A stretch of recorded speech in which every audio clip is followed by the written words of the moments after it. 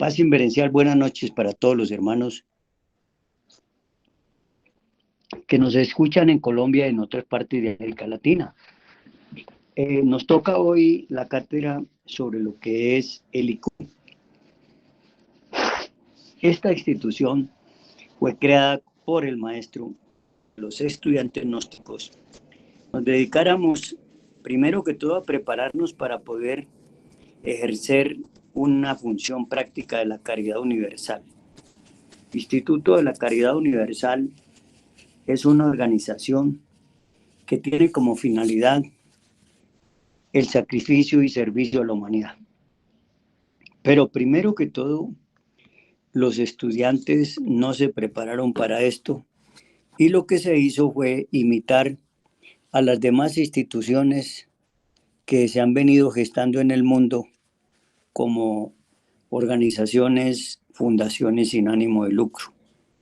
Y aunque son muy buenas las intenciones, también sabemos nosotros que detrás de ese eslogan, detrás de ese elemento básico llamado fundación o algo así como instituciones sociales de servicio a la humanidad, se esconde también una forma de poder, como quien dice, valerse de esa forma de trabajo para los grandes capitalistas manejar muchos de los impuestos que tendrían que pagar. Y es así como uno ve que en los almacenes de cadena se tiene la costumbre de pedir ayuda o alguna forma de solicitarle al cliente que está comprando algunos objetos que colabore. Y eso no está mal, pero lo que no está bien es que, como se dice popularmente, se quiere hacer caridad pública con el dinero ajeno. Eso no está bien y esa no es la forma. La otra manera de entender la caridad, el servicio a la humanidad y cómo prestarle una mejor ayuda a los seres humanos. Muchas personas han tomado esto como una profesión y entonces se dedican a valerse de elementos supremamente creativos, incluso abusando de la niñez. Ponen a los niños a solicitar plata, a pedir ayuda económica, simplemente porque los padres o los que están en ese negocio no les gusta trabajar y lo que hacen es buscarse esa forma de vivir cómodamente.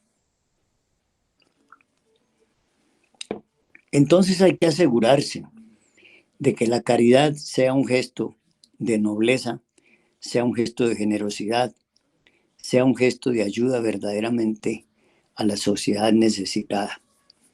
Y para esto, pues se recurre, como hemos dicho, a ciertas organizaciones de tipo social, humanitario. Y volvemos a decir, eso está bien y seguramente se está haciendo mucha gestión. Hay organizaciones religiosas que ayudan muchísimo a las gentes. Conocemos el caso de algunas organizaciones religiosas que tienen banco de alimentos, banco de ropas, etcétera, etcétera. ¿Qué es lo que hacen? Pues que recogen alimentos que están en buen estado y los llevan para distribuirlos a las gentes que lo están necesitando. Hay una apreciación muy importante en el mundo de que es muchos los alimentos que se desperdician, que si los alimentos que se desperdician los supiéramos manejar y administrar, calmarían el hambre de millones y millones de personas en el mundo. Pero esto es difícil porque en el ser humano todavía no hay conciencia de que todos somos familia. El planeta, la gente que vivimos en el planeta somos familia. Pero lastimosamente el concepto familia se circunscribió al núcleo de las personas que tienen un parentesco cercano, bien sea por familia o por adopción o por cualquier otra circunstancia. Entonces, hablar de la caridad universal es muy importante. el maestro creó el Instituto de la Caridad Universal, fue con el fin de que lo lideraran, es mi pensamiento por lo que pude entender del maestro, gentes que hubiesen comprendido perfectamente qué es la caridad universal, que no es otra cosa que el sacrificio por la humanidad, el factor de la revolución de la conciencia. Y entonces voy a permitirme leer para ustedes algo que tiene que ver con eso del sacrificio por la humanidad. La mayoría de nosotros no tenemos ni la menor idea de lo que es el sacrificio. Sacrificio por la humanidad, servicio a la humanidad. Eso está explicado por el maestro en una cátedra de tercera cámara muy interesante que hizo él en el DF, allá en la hermana República de México. Y dice el maestro lo siguiente: el sacrificio como tercer factor. Jesús el Cristo dijo: en que os améis los unos a los otros, probaréis que sois mis seguidores. Mas no sería posible cumplir con este precepto crístico en tanto continúen dentro de nosotros los yoes del resentimiento y del amor propio. Entonces, fíjense ustedes, hermanos, que cómo puede haber sacrificio si nosotros tenemos dentro de nosotros el yo del resentimiento y el yo del amor propio. Que después de eso es importante que, como dice el maestro, eliminar de nuestra psiquis tales elementos indeseables. Dice el maestro que el yo del resentimiento o del deseo revanchista, así se llama también. El resentimiento se siente como una repulsión hacia los que nos molestan, nos incomodan o que nos han hecho algo o que simplemente no nos caen bien, como se dice popularmente. Ese deseo revanchista es el que dice el maestro que es el que ha originado los grandes fracasos en el mundo. Así que vean pues, para que tomemos en cuenta esto del Instituto de la Caridad Universal, que no podemos nosotros presentarlo simplemente como algo más de que la gente sale a la calle a pedir limosna y ya. No, deberíamos de organizar gente consciente que pudiese solicitar ayuda. El problema grave es que hoy en día, para poder ejercer este proceso de recoger ayuda, hay que tener, como quien dice, un prestigio muy importante en el sentido de que no está haciendo negocios con esas cosas, que no estamos pidiendo ayudas para nosotros negociar.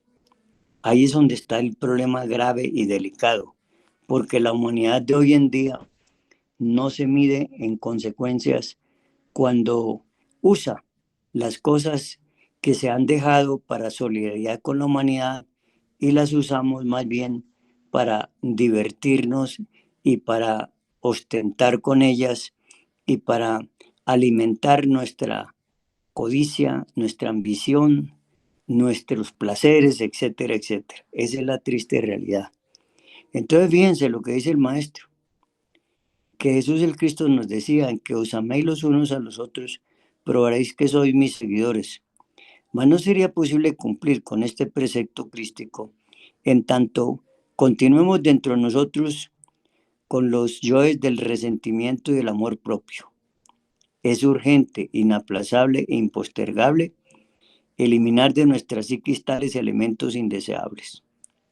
El yo del resentimiento o del deseo revanchista siempre ha originado en el mundo grandes fracasos.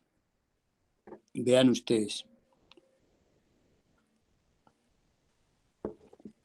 Esto que el maestro plantea aquí no es otra cosa que el resultado de las grandes experiencias que él ha vivido, no durante esta existencia que tuvo aquí en el plano físico como Víctor Manuel Gómez, sino de las experiencias que tuvo su maestro aún Beor por muchos Mahavantaras, épocas, eras, etcétera, etcétera.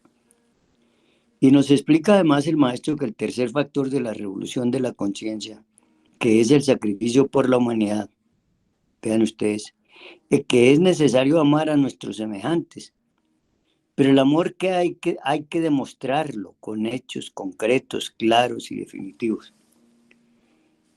Aquí hay un problema grave, hermanos, y es bueno que lo tomemos muy en cuenta porque estamos nosotros, diría yo, como ignorando algo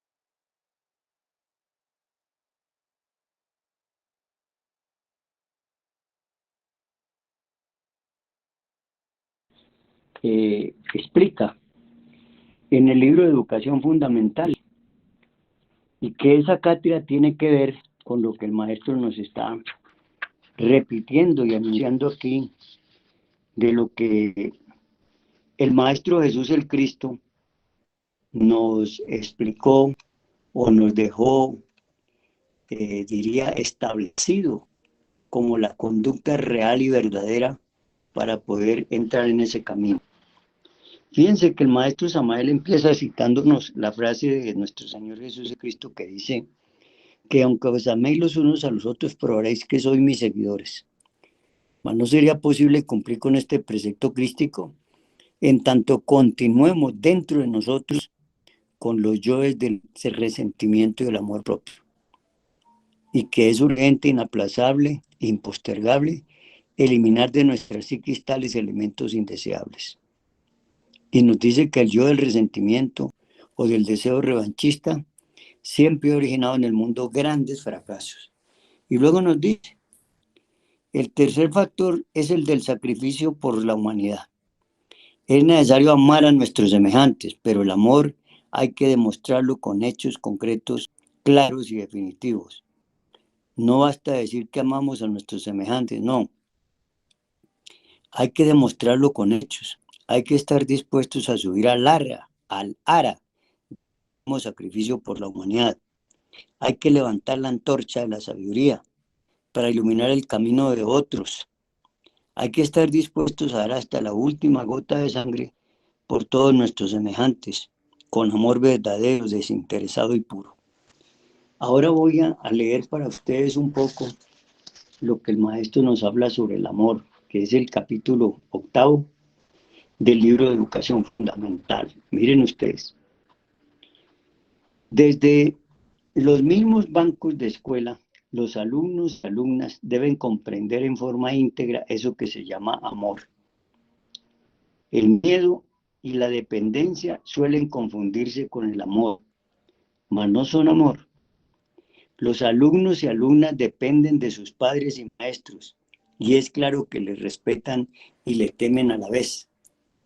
O sea que lo que se origina ahí no es amor, sino respeto y temor. Los alumnos y alumnas dependen de sus padres y le respetan y temen a la vez. Los niños y niñas, los jóvenes y señoritas dependen de sus padres para aquello del vestido, la comida, el dinero, el albergue, etcétera. Y a todas luces resulta claro que se sienten protegidos, saben que dependen de sus padres y por ello les respetan y hasta les temen. Pero eso no es amor. Ahí vemos claramente el grave problema de la humanidad, que nunca se le explicó claramente qué era el amor. Y entonces se asoció el amor con unas prácticas de ciertas normas disciplinarias que se conocen como el respeto a los mayores, que se conocen como el temor a lo que pueda pasar a los jóvenes con los mayores. Vean ustedes lo interesante que resulta eso. Para muestra de lo que estamos diciendo, podemos verificar con entera exactitud que todo niño o niña, joven o señorita, le tiene a sus amiguitos de la escuela que a sus mismos padres.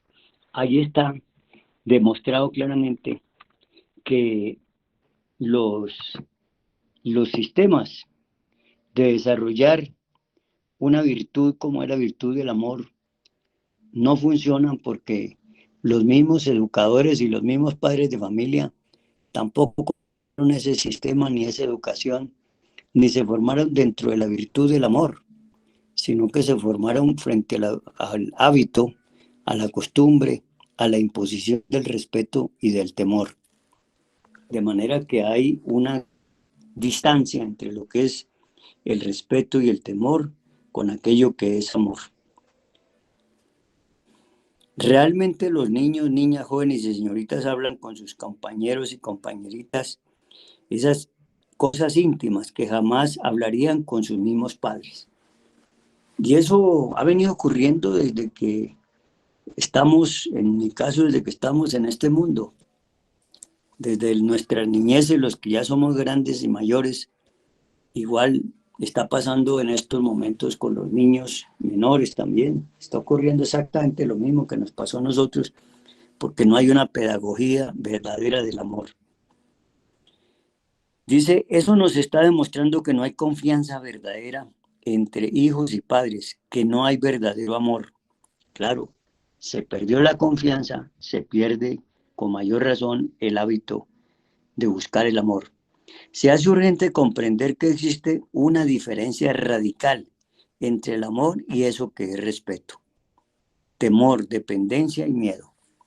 También muchas personas confunden el respeto con el amor, el miedo, el temor y la dependencia, obviamente, y el miedo. Y eso no es amor. Es urgente saber respetar a nuestros padres y maestros, pero no confundir el respeto con el amor.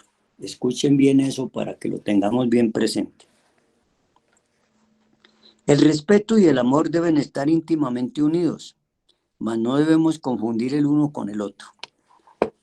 Díganme ustedes si unas sociedades que han sido educadas dentro de una disciplina llamada respeto y otra disciplina que es contingente con cada uno de nosotros, que es el miedo. Y entonces sobre esas bases las gentes se van, digamos, desarrollando, los niños, jóvenes, etcétera, y aún se casan creyendo que están amando cuando lo que están es respetando o teniendo miedo de muchas cosas, y por eso también se casan creyendo que ahí encontraron el amor. Es urgente saber respetar a nuestros padres y maestros, pero no confundir el respeto con el amor. El respeto y el amor deben estar íntimamente unidos, mas no debemos confundir el uno con el otro. Claro, donde hay amor hay respeto, eso es matemático. Y donde hay respeto debería de haber amor, porque son dos cosas que se pueden conjugar perfectamente. Estamos seguros que cuando uno ama a una persona, de verdad, la respeta, no la ultraja, no la maltrata, etcétera, etcétera. Y a la inversa, no la insulta, no tiene malos términos con ella. Cuando hay respeto de verdad, un respeto profundo, basado exclusivamente en que ese respeto tiene unos límites específicos, pues también ahí se encuentra directamente una parte que va a encontrarse con eso que llamamos el amor. El respeto y el amor deben estar íntimamente unidos, mas no debemos confundir el uno con el otro. Los padres temen por sus hijos, desean para ellos lo mejor, una buena profesión, un buen matrimonio, protección, etcétera, etcétera. Y confunden a ese temor con el verdadero amor. Escuchen bien esta parte que acabo de leer, que ahí se nos está entregando una definición muy clara sobre lo que no es el amor. Los padres temen por sus hijos, desean para ellos lo mejor, una buena profesión, un buen matrimonio, protección, etcétera. Y confunden a ese temor con el verdadero amor. Oigan bien, los mismos padres, no solamente los hijos, los niños, los jóvenes, sino los mismos padres confunden ese temor con lo que llamaríamos nosotros el verdadero amor. Se hace necesario comprender que sin amor verdadero, óigase bien, que sin amor verdadero es imposible que los padres y maestros puedan guiar a nuestras generaciones sabiamente, aun cuando hayan buenas y muy buenas intenciones. Lo que decíamos ahora, si a nosotros nos educaron sobre la base del amor y del respeto, y nunca nos hablaron del amor, pero no hay que culpar tampoco a esas generaciones pasadas ni las mismas de ahora. ¿Por qué? Porque estas gentes ignoran los valores trascendentales del ser humano, como es el amor combinado con el respeto. Eso no existe. Hoy en día eso no vale.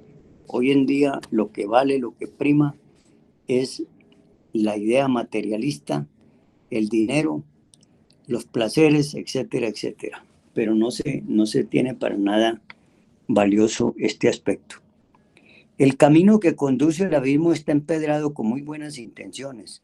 Eso es para que nosotros aprendamos a distinguir de lo que son las buenas intenciones y lo que son realmente las obras, como tales obras. Vemos el caso mundialmente conocido de los rebeldes sin causa. Los rebeldes sin causa. Uno piensa que esto que lo escribió el maestro, esta obra, hace más de 50 años o 60 años, y que hoy en día tenga plena vigencia. Pónganse ustedes a pensar. Vemos el caso mundialmente conocido de los rebeldes sin causa. Esta es una epidemia mental que se ha propagado por el mundo entero. Los rebeldes sin causa. Hoy en día a esos rebeldes sin causa les tienen una serie de terminologías para con eso justificar la conducta de esos niños, de esas personas. En general, diríamos que son desadaptados de su propia sociedad porque no se han educado en la convivencia con la sociedad, en el respeto a sus semejantes, en el amor a sus semejantes. Y ahí está el grave problema de nuestras civilizaciones y de lo que es nuestra sociedad actual. Vean ustedes. Multitud de niños bien, dizque muy amados por sus padres, muy mimados, muy queridos, asaltan transeúntes indefensos, golpean y violan mujeres, roban, apedrean, andan en pandilla causando daño por todas partes, le faltan al respeto a los maestros y padres, familia, etcétera, etcétera, etcétera. Ahí tienen ustedes esto que estaba ahí, nos dijo y nos dejó escrito el maestro. Y analicen ustedes qué estará pasando ahora, si será igual o será parecido a lo que está pasando ahora. Ahí aparece realmente lo que es este aspecto fundamental. Así que pongámosle mucho cuidado porque vale la pena que lo analicemos seriamente, porque estábamos hablando de la cátedra titulada El IQ y empezamos a desarrollar la cátedra que tiene que ver con el sacrificio por la humanidad, porque se supone que eso es lo que esta entidad debe hacer, buscar la manera de establecer un sistema con el que se pueda colaborar con la humanidad. Pero miren que es que todo es muy complicado. Aunque quisiéramos hacer muchas de estas cosas, ¿qué personas estarían dispuestas a sacar tiempo de su profesión, de su oficio o de sus costumbres y formas de vivir para ayudar a formar este tipo de cadenas que ayuden a resolver tantos conflictos sociales? Y aquí tenemos que tener en cuenta una frase muy sabia de ese gran maestro chino llamado Confucio. Él decía en una frase que si le das un pez a un hombre, le darás de comer una vez, pero que si le enseñas a pescar, le darás de comer siempre. Entonces, fíjense, si yo busco la manera de enseñar a las personas cómo resolver sus propias necesidades mediante el trabajo, mediante el servicio, etcétera, etcétera, pues estoy ayudando más que si le regalara un almuerzo, si le regalara una comida, o si le diera 3 o 4 mil o 5.000 pesos, eso no es mucho lo que ayuda. Se puede hacer, claro, y se debería hacer. Uno no puede negarle a una persona que está pidiendo para un pan, para solventar un almuerzo, una comida, un desayuno, pasaje en un bus que no tiene.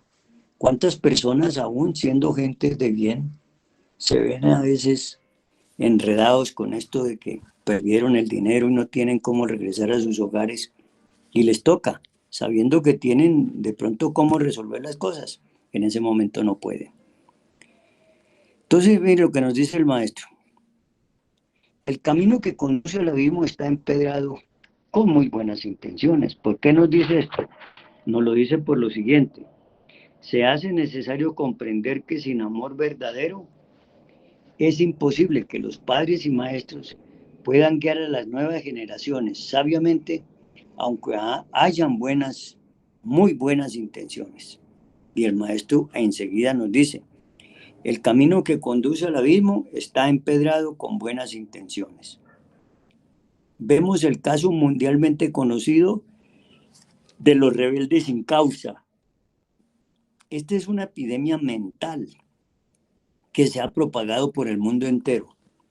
Observen, la gente analiza esto como los hechos que se producen por los actos de violencia, pero nunca se han dedicado a estudiar que esos actos de violencia no son más que la influencia que tienen las gentes en su psiquis, que su psiquis está contaminada de la violencia, del maltrato, del atropello, de la delincuencia, del el caos, etcétera, etcétera. Y ahí es donde no estamos trabajando para mejorar a la sociedad. Podemos poner más ejército, más policía, pero si nosotros no llevamos estas gentes a un refinamiento de condición social, pues no estaremos haciendo absolutamente nada. Es imposible. Por más que la gente les hablen, por más que les digan que les van a conseguir un trabajo, lo que sea, esto no basta, porque quienes están entrenados para eso, lo que van a hacer sencillamente es seguir en un camino que no se sabe para dónde los llevan. Así que es muy importante dejar clara esta situación que estamos analizando, porque en esta cátedra del sacrificio por la unidad, que tiene relación directa con el IQ, Instituto de la Caridad Universal, lo que estamos buscando es que la gente tome conciencia si puede de verdad apuntarse en formar núcleos de personas que quieran desinteresadamente trabajar por el bien ajeno, por el bienestar de nuestros semejantes. Si somos capaces de hacer eso, pues sería maravilloso. ¿Por qué? Porque lograríamos nosotros avanzar en una forma muy especial, tanto individualmente como colectivamente. Y dice el maestro, esta es una epidemia mental, óigase bien, epidemia mental que se ha propagado por el mundo entero y no cesa y se sigue propagando. Multitud de niños de bien, dizque muy amados por sus padres, muy mimados, muy queridos, asaltan transeúntes indefensos, golpean y violan mujeres, roban, apedrean, andan en pandillas causando daño por todas partes.